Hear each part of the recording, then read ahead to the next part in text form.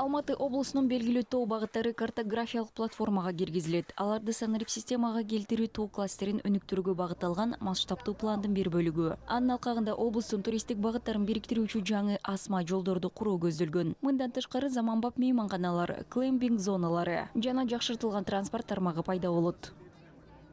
Мы планируем оцифровать. Биз тоодо жүрүү багыттарын Тугис, Яндекс сыяктуу картографиялык платформаларга санариптештирүүнү пландап жатабыз. Чоң Алматы Капчыгайын тоо лыжа тебүү жана активдүү эс алуу борбору катары өнүктүрө турган болсок, кичи Алматы Капчыгайын тоо туризмине, экотуризмге жана маданий агартуу саякаттарга багыттап жатабыз. Пландын алкагында экологиялык тоо жолдорун көрктөндүрүү, навигацияларды орнотуу жана эс алуучуларга ыңгайлуу шарттарды түзүү каралууда. Создание комфортных условий для отдыха. Мындан тышкары Казакстан чет мамлекеттер менен аба каттамдарын жигердүү өнүктүрүүдө. Алматыдан Франкфурт, Шанхай, Гуанчжоу, Мумбай, Нью-Йорк жана Токиого төз каттамдарды ачуу көздөлүүдө. Мунун баары Алматынын туристтик кластерине чет элик саякатчылардын агымын 3 эсе көбөйтүп, жылына 1,8 миллион адамга чейин жеткирүүгө мүмкүндүк берет. Экономикалык таасир да олуттуу сезилет. Салыктык түшүүлөрдүн 90 миллиард теңгеден 184 миллиард теңгеге чейин өсүшү күтүлүүдө.